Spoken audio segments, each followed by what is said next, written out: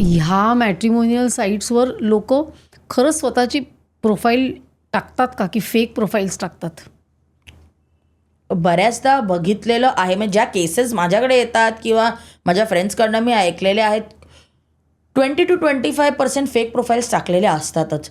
Fake income दाखवलेलं असतं, आमच्याकडे हे ॲसेट्स आहेत, हे आहेत, फेक दाखवलेले आहेत. म्हणजे to attract a good profile wrong information is been given. तर वेबसाईट जे कन्सेंट फॉर्म भरून घेतात ते कन्सेंटमध्ये फक्त एवढंच येतं की I hereby state that this is true to best of my knowledge. True to best of my knowledge हे एवढंशे एका कन्सेंट फॉर्मने नाही होत. मी मध्ये मला माहीत नाही तुम्ही वाचलं असेल की नाही, आम्ही हसत होतोच या गोष्टीवर. एका माणसाने कन्झ्युमर कोर्टात एका विवाह मंडळाविरुद्ध केस केली की यांनी माझ्याकडनं अमुक अमुक पैसे घेतले under the promise that they will get me a proper alliance, partner proper alliance, आणि त्याच्या प्रोफाईलला शूटिंग काही मिळत नव्हतं म्हणून त्याने त्याच्यावर केस केलं. आणि टू माय शॉक इज त्याला ते रिफंड मिळालेत, असं झालेलं आहे. तर information to a point you have to be vigilant.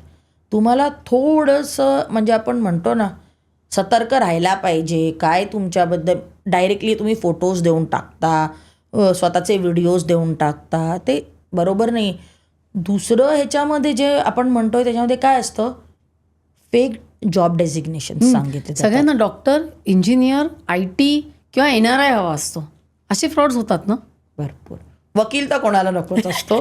म्हणजे मी सांगते ना, डायरेक्टच म्हणतात तिथे वकील नको. काही ठिकाणी अटी आहेत. ज्या घरामध्ये मुलाची आई सोडून कुठली दुसरी स्त्री असेल त्या घरामध्ये माझं स्थळ सुचवू नये. NRI मध्ये जास्त करून फ्रॉड्स कसले होत आहेत की ऑक्युपेशनबद्दल खूप खोटं सांगितलं जातं. For example, as recent I am dealing with a matter where in he told की मी एक शेफ आहे. आणि ते गेले जपान, सिंगापूर कुठेतरी गेलेले होते. तिथे गेल्यावर ही एकदा आपलं लग्न झालं सरप्राईज करायला नवऱ्याला का ऑफिसला गेली. ही काय शिकलेली होती? MBBS MD जर्मनीमधनं करून आलेली होती. आणि शेफ म्हटल्यावर आजकाल शेफ म्हटल्यावर मग chef is a very good profession.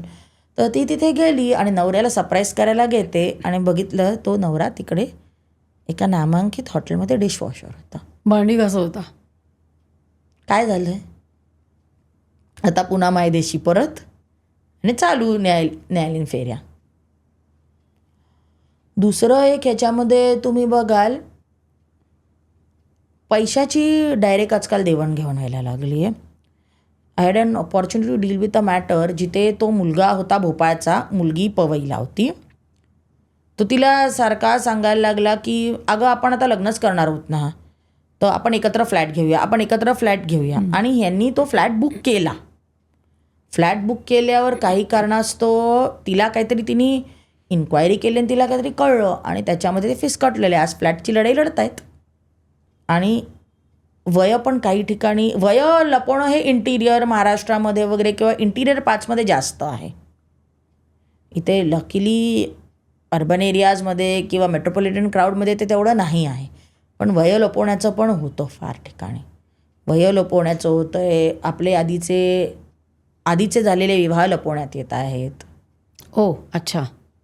जे एक होता मुलगा, हे तो आपण ह्याच्यावर सोशल मीडिया वेबसाईटवर त्यांनी तिला गाठलं. तर मुलाच्या घरातल्यांचा त्याला सांगणं होतं की नको तू हे लग्न नको करूस. कारण तिने काय सांगितलं की तिचे पती जे आहेत ते आर्मीमध्ये होते आणि ते देशासाठी लढत एक्सपायर झाले आणि तिला एक मुलगी होती. तर घरातले त्याला काय बोलले, वयाचं खूप जास्त गॅप होतं. हा जवळजवळ 10-12 वर्षांनी लहान होता तिच्यापेक्षा. तर नाही मला करायचं. फॅमिलीने त्याला डिसोन केलं. यांनी लग्न केलं. लग्न केल्यानंतर काही काळानंतर फिसकटलं. सो तो शिफ्ट झाला परदेशात. ही रोज त्याला ते स्काईपवरनं मेसेज करायची, यू कम बॅक, परत ये, माझी चूक झालेली आहे, मी नाही हे करणार. तर पण त्यांनी तेव्हा निश्चय केला की मी आता हिच्यावर राहणार नाही. तर यांनी तिला सांगितलं की आय एम कमिंग होम. आणि तो त्याच मेंटॅलिटीने येणार होता की मी हिला सांगतोय की मी आता तुझ्यावर राहणार नाही. तर हिने काय केलं, to welcome him on the airport she sends his daughter. तर त्याला घरी वगैरे घेऊन येते. तिला घरी आल्यावर म्हटलं की आपण की आता एकत्र राहू शकत नाही आणि म्हणून तो निघून निघून गेला. 2 दिवसानंतर या गृहस्थाच्या ऑफिसवर पोलीस येऊन ह्याला अटक केलं. That he tried to do something wrong to that lady's daughter and he was arrested. त्याचा रिमांड झाला, पोलीस कस्टडी झाली आणि त्याला ज्युडिशियल कस्टडी झाली. आता ज्युडिशियल कस्टडी झाल्यानंतर त्याला जेव्हा जेलमध्ये नेला, ओळखीच्या माणसाने त्याला विचारलं, बाबा तू कुठल्या गुन्ह्यात? म्हणजे जेलमध्ये एक हे असतं, आमचे सगळे जे आरोपी असतात सांगतात की आम्ही आल्यावर ना पहिले आम्ही एक छोटासा आमच्या प्रकरणी वेलकमिंग सोहळा करतो. आलेल्या आरोपीनी त्याला कुठल्या गुन्ह्यात आत टाकलेलं आहे आणि आम्ही कुठल्या, तर ते सांगायचं. ते सांगताना यांनी सांगितलं तर एक त्याचा जो विचार त्यांच्यावर, तुझ्या बायकोचं नाव काय? झालं अमुक अमुक माझ्या बायकोचं नाव. तो बोलतो खरंच सांगतोयस का? अरे माझ्याही बायकोचं हेच नाव आहे, मी याच केसमध्ये आतमध्ये आहे, तू किती नवरा? तुला अरे मी तर दुसरा नवरा आहे. तुला नाही रे भाऊ, तुझ्या अगोदर आम्ही आहोत. आणि मग त्यावेळेला त्याला कळलं की तो 5वा नवरा होता तिचा. आणि त्यांनी प्रत्येकावर तोच आरोप केला होता. प्रत्येकावर साधारण असेच आरोप केलेले होते. आणि कोणावर फ्रॉड, कोणावर हे. आणि कसं होतं, ही 5वर थांबलेली. आपण जो पिक्चर एक बघितलं डॉली की शादी किंवा लुटेरी दुल्हन, तशी एक लुटेरी दुल्हनचं आत्ता रिसेंटली मी एक बघितलं, 34 केसेस केलेल्या आहेत तिने. She puts her daughter forward for the proposal आणि त्या मुलीला सांगते की तुम्ही मुलांना भेटा, हे करा. आणि ते मुलीचं वय नाही, ती मुलगी 18च्या अंडर आहे. हो. आणि तिने असे बरेच केसेस, 34 केसेस, म्हणजे 34चा आत्तापर्यंतचा. मला वाटलेलं 5 जो मी केला होता तेच जरा जास्त, पण 34 पण जरा जास्तच आहे. बापरे. असेही खूप फ्रॉड होतात, वय लपवण्याची, स्वतःची पूर्व हिस्ट्री लपवण्याची. तर बॅकग्राऊंड चेक इज मस्ट. म्हणजे एखादे प्रपोजल तुम्हाला आवडलंच आणि असं वाटलंच की हे खूप चांगलं आहे, तर गो अँड मीट हिम. त्याच्या फ्रेंड्सना भेटा, एखाद्या दिवशी त्याच्या घरी एखादी व्हिजिट करा, शेजारी पाजारीनं बघा. कारण पहिल्या 1-2 भेटीत सगळेच बेस्ट वागणार आहेत, कोणीच वाईट वागत नाही. हो. आणि परफेक्ट अशी जेव्हा प्रोफाईल दिसते तेव्हा लोक पटकन इमोशनली अटॅच होतात ना मुली. तर तू असं कधी बघितलंयस का की इमोशनल अटॅचमेंट झाली आणि मग जेव्हा खरं कळलं तेव्हा अक्षरशः उद्ध्वस्त झाली, की मानसिक नैराश्य आलं, डिप्रेशन आलं? कारण हे जास्त वाईट आहे नाही का? असं बघितलेलं आहे. आणि मी रिव्हर्स बघितलेलं आहे. मुलाला चांगली प्रोफाईल आली, मग तो इतकं त्याला मुलगी आवडली आणि ती दिसायला खूपच त्याच्या मनाने खूपच सुरेख होती.